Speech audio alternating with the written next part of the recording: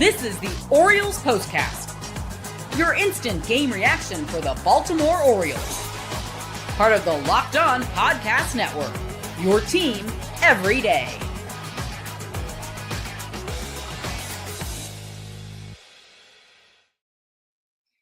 Good evening, or good morning, in fact, as it appears my camera has rotated just a little bit to the right as we open up the Baltimore Orioles postcast here on the Locked On Podcast Network. That's better. Luke Slaybaugh here, trying to make sure the products don't get in the way today. Yes, it is 12:30 right now on the East Coast, and I think every Baltimore Orioles game from now on is going to end 5-2. At least that's where we're at right now. As we are talking about on this Saturday night, early Sunday morning, a 5-2 loss at the hands of the Los Angeles Angels. This is the Baltimore Orioles post-game show or postcast on the Locked On Podcast Network, and my name is Luke. I am a counterpart to Connor Newcomb here. This is bonus content, but I give you instant reaction after every Orioles game this season that you and I can stand.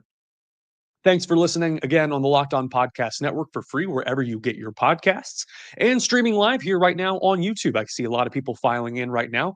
Leave a comment. Let me know where you're watching from. Thoughts on the game, thoughts on the season.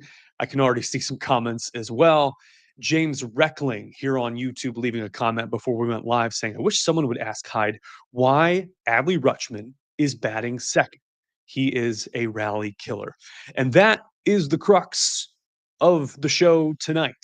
Offense has been dragging for quite a while. It was hiding behind some pretty poor pitching performances, and that is exactly what we want to talk about after going up against a right-hander that I had to look up that kind of sounds like an NPC, Jack Kahanowitz. This is what you'll be talking about. And you might as well call him Cy Young at this point, right? Like, there's that Veronica song back in the mid-2000s that I feel so untouched. I feel so unclutch right now and can't focus on what or how. Australian band, you might have missed them, kind of in that teeny bop, punk pop crossover era. The 2000s were some wild times. I think this camera's about to fall off too. Man, we're doing it live. Ground ball ratio 9-1. Kahanowitz pitches in the mid to upper 90s, and he had the O's off balance all night. Despite the fact that he was falling behind hitters, he had good stuff. And as Jim Palmer mentioned on the Masson broadcast, having bad breaking stuff and throwing it in inopportune and unexpected counts allowed him to sequence his pitches well and throw the sinker and then just have them roll over on the ball. And this is exactly what the O's did for 5+ innings.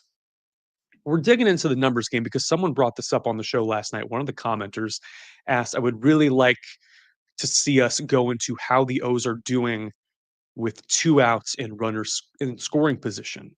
And I did before the game tonight as I was waiting for it to start, watching the Capitals get beat up as well. 2 outs and runners in scoring position for Baltimore. The strikeout rate leads the major leagues, like in a bad way. They're worst in baseball, striking out 32.4% of the time. And that ain't even close to the next person. It's actually Colorado is 5% better at them in that department. So if you're wondering how frequently the O's go down on strikes, swinging, or not even getting the bat off their shoulder, you saw it in action at least 3 times tonight. 2 outs with runners in scoring position, 194 batting average, 25th in baseball. Who's ahead of them? Texas, Pittsburgh, Atlanta, the Blue Jays, and Colorado. 44 strikeouts with 2 outs and runners in scoring position. That is 8th in Major League Baseball. It's behind the Cubs, also behind the likes of the Yankees and the Red Sox. So maybe an aberration there, although those teams that are scoring high runs and leading their divisions and leading the league in weighted runs created plus, things of that nature. The Cubs with a great run differential, the Padres with a great run differential, they just have more opportunities. They're going to strike out more. 588 OPS, also 25th in the bigs. And per Fangraphs, that weighted runs created plus is 70. That is 30% below league average, and 26th in baseball. 6.9 walk rate with runners in scoring position, tied for last in baseball with guess who? The LA Angels. And the fourth worst walk rate overall in baseball. Combine Kahanowitz's performance with a bullpen that looked lights out, again with some NPC characters and Jose Fermin in there, pitching to a 6.99 bullpen ERA. It is lifeless. The top of the eighth was probably the best embodiment of this. 6 pitches against a guy named Ryan Zephyr-John. Adley, Gunnar, and Ryan Mountcastle go down 1, 2, 3, all balls in play on 6 pitches. And Ramón Laureano adds a garbage time home run there, top of the ninth, his 5th of the year.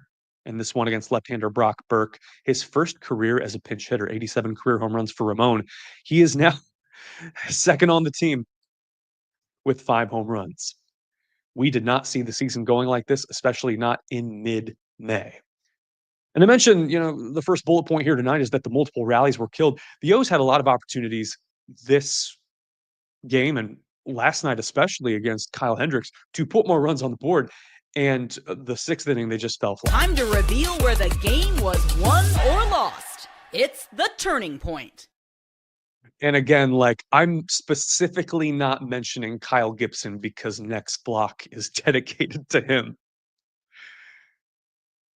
The Orioles had multiple chances to string some hits together, and the construction of this lineup tonight in particular was baffling. A good thing that Brandon Hyde did, the manager, was take Cedric Mullins out of the leadoff spot, because when someone is scuffling that badly and Tom Petty free-falling, yeah, he should not be getting the most at-bats. We've seen Gunnar in the leadoff spot when he was just getting back from Norfolk and his rehab. Colton Cowser the first 3 games of the season. And Jackson Holliday got the leadoff spot tonight. He's the hottest hitter in the lineup. Cool. But Adley Rutschman hitting in the 2-hole is also a cause for concern, because while there is a 100-point differential between his batting average and his on-base percentage, excuse me, I'm going way too fast here, thanks to Trade Coffee. Tomorrow's got to be a day off for both of them, Mullins and Rutschman. And I don't necessarily care. I know Mullins has already missed a couple of games this year due to illness or due to regular rest. It ain't happening tomorrow, not on Mother's Day. Now, this could be a freezing cold take, and we can talk about this in 24 hours, and maybe I am sorely mistaken here. But the O's had an opportunity to expand on a rally in the top of the 6th. After 2 outs, by the way. Holliday gets out. Adley Rutschman grounds out 4-3 on a sinker low. Of course, rolling over. And Gunnar hits a single, opposite field to left. First pitch fastball. I'm okay with swinging on the first pitch, so long as it's hittable and so long as you've got, you got something hittable, not you're rolling over on something, not your eyes got bigger than your hands type of deal. Then Ryan Mountcastle gets an automatic ball, pitch clock violation, and then hits an RBI double to the left field corner. Gunnar races around third base and scores. Ryan O'Hearn walks. Great at bat, goes 0-2 to 3-2. And then with 2 outs, Cedric Mullins, curveball over the plate, goes down looking. He's got the yips right now. So the first 6 innings, 4 of those frames end with Mullins and Rutschman at the plate and with runners in scoring position. The third, for example, although I think 3 of those frames they had runners in scoring position. The third is another great embodiment of this. Jorge Mateo works his first walk of the year with 2 outs. He advances to second on a pickoff throwing error. I think it might have grazed his chest. That area might be sensitive. And again, he had that surgery last year, but gives a thumbs up to the dugout. Ron Washington visits the mound for some reason to talk to Kahanowitz. Jackson Holliday walks on 4 pitches. And Adley, swinging 1-0, pops out to the shortstop. A 21-pitch inning for Kahanowitz that was ultimately a waste. And then the fourth as well, with 1 out. Mountcastle singles to the left side. O'Hearn works a 4-pitch walk. Mullins rolling over on a sinker low and outside, grounds into a double play. They got to go to church tomorrow. Give them a notebook, give them an iPad. And eventually, the fingers will start turning and pointing at Cody Ashe, as much as we hate to say it, because so long as he's been here, the hitting strategy, the Orioles offense has been thumbs up until this season so far. And again, injuries do play a role. I get it. But the strategy and the mechanics right now in particular are lacking. The way how befuddled this team looks, whether it's Gunnar or it's Adley or it's anyone pulling their head, rolling over, swinging on things. This team just does not look like it has in years prior. I hate to say it about a fellow St. Louis area native. Such is life. All right. Next block's going to be pretty quick. We talk about Kyle Gibson and the return, so welcome, of a top of the rotation pitcher for this Orioles team. And that will be coming up after these messages.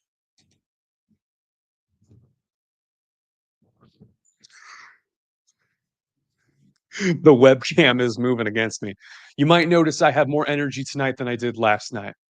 And the reason that I'm up so late here at 12:41 live on YouTube and on the Locked On Podcast Network on this Orioles postcast is because of Trade Coffee. Coffee is, for me, a ritual. It's a lifeline. It just gets me hardwired and ready to go. And if it weren't for caffeine, would there be journalists? I don't know. So Trade prides itself on being the number one coffee destination in the U.S., delivers some really incredible coffee all over the country. It's cold brew, it's pour over, it's everything you got. And particularly like the prices. You could go across the street, you could go to the gas station, you could go to the grocery store, you could get it. You could get coffee on the cheap, or you could get Trade and still get those really reasonable rates and something that tastes really good, that tastes crafted just for you. It's a good time to get in on Trade Coffee. It's exclusively offering our customers here at Locked On 50% off a 1-month coffee subscription trial at drinktrade.com/lockedonmlb. Again, that's all one word, and it's trade.com/lockedonmlb for 50% off your 1-month trial. drinktrade.com/lockedonmlb.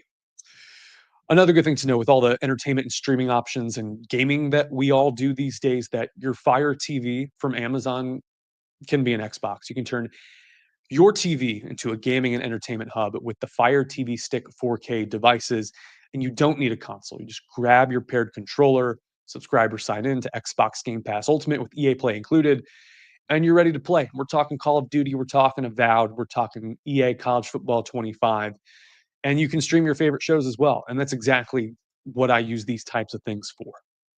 Watching Apple TV, watching the final season of You on Netflix. This is a great way to use the Amazon Fire TV Stick 4K device.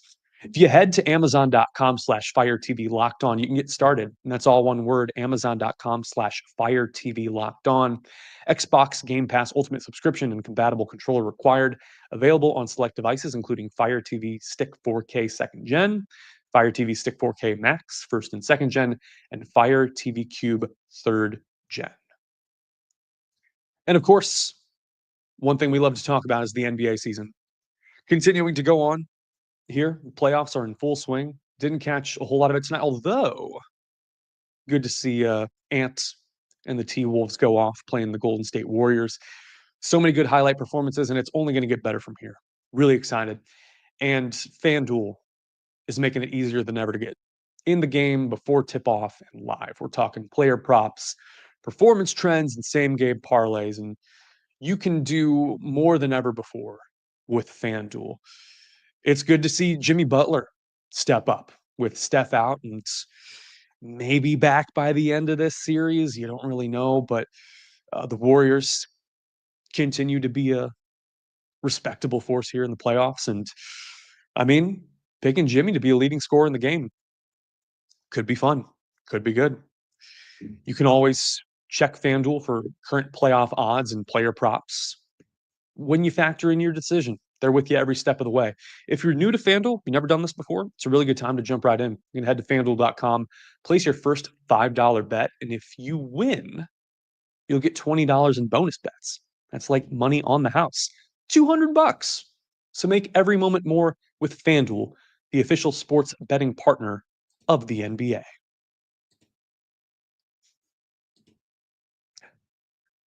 Home stretch as this therapy session is waning and closing in on the 1 a.m. mark. I've been meaning to say this since he debuted in the Yankees series. Kyle Gibson threw batting practice tonight, and he has since he's been called up. Again, very limited ramp up time in minor leagues, Norfolk and Aberdeen.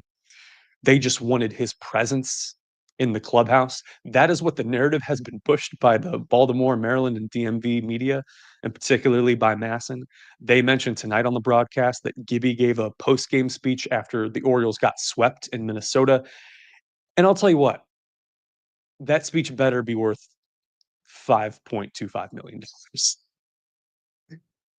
because it's not just the location and the somewhat flatness of some of the pitches that doomed him tonight. It's just how quickly he's doing it. There were two really efficient innings sandwiched in the second and third of this outing. So I credit where credit's due.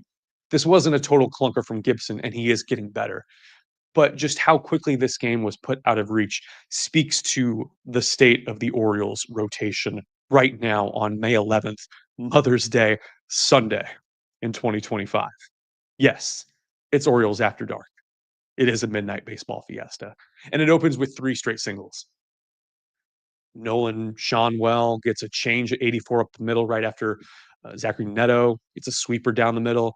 Then Yohan Moncada, first pitch, forcing fastball, high over the plate. What? Like that's the velocity, and I wouldn't say that, the rate at which this is happening, that it's, bang after bang, pitch after pitch. There's no hesitation. It's 1-0. And then Taylor Ward gets a sweeper down the middle, hits it for a sac fly. Schanuel comes in and scores. And so after 8 pitches, you're already behind the 8 ball, down 2-0. It has been the Orioles season in a nutshell. And by the time it's all over, it's 28 pitches in that first frame for Kyle Gibson. Gave up a home run to Joe Adell, hanging cutter again, avoidable. And then couple other issues there, but gets out after 4+ with 5 runs, all earned, 7 hits, 3 walks, 4 strikeouts, and a home run. ERA descends from 14 to 13.11. And again, those 2 runs he gave up in the fourth, again, it's a 9-pitch inning. He gets out of the entire inning on 9 pitches, but in that, with 2 outs, the home run to Adell made it 3-0, and then Lugo RBI tripled the center field wall, his first major league hit. This is base level stuff, and it's frustrating. I know you all are as well. I want to thank you again here for joining me here on the Locked On Orioles postcast. We're streaming live on YouTube right now as we approach 1 a.m. And of course, if you're watching on the replay on YouTube, if you're listening perhaps on your drive next day, going to see your mom or visit family, of course, leave a comment, leave a rating, leave a review. Let me know how it's all going. Not great, obviously, because lost, but So when we wake up and we get ready for that 4 o'clock first pitch tomorrow, yeah, Mother's Day, 4 o'clock Eastern time. Come on, don't let me down here, MLB.com. Yes, 4:07 first pitch Eastern time. First pitch tomorrow on Mother's Day, the probable starter is right-hander Zach Eflin. Big sigh. Zach was the constant for his first 3 starts of the year.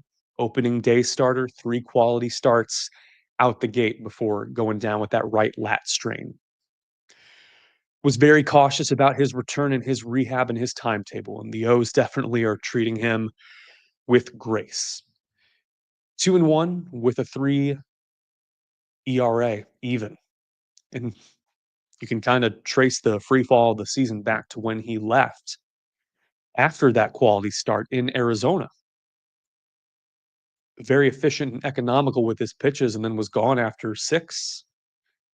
And a lot of comments as we were going live at the time were like, why did Hyde take him out? And now we know why. And it's been a while since then. He goes up against left-hander Tyler Anderson, who has been brought up as a trade chip as well for the Angels, but has pitched incredibly well. 2-0 with 2.68 ERA. That's on Masson 2. It'll be good to have at least 40% of the Orioles rotation somewhat reliable. But man, I will be here. Again, want to thank you for joining me here on the Locked on Orioles postcast. It's the post-game show. My name is Luke Slaybaugh. I'm with you after every Orioles game, win or lose. As a reminder, Connor Newcomb still hosts the regular Locked on Orioles show 5 days a week, Monday through Friday. So during the week, if you're new here, you get 2 episodes sometimes every day. Connor will have his thoughts about the series on Monday, and I'll be here giving you instant reaction. Appreciate you tuning in as always. Get some sleep. Have a happy Mother's Day. I will be here tomorrow and want to give you all a shout out for staying up here on this midnight baseball fiesta.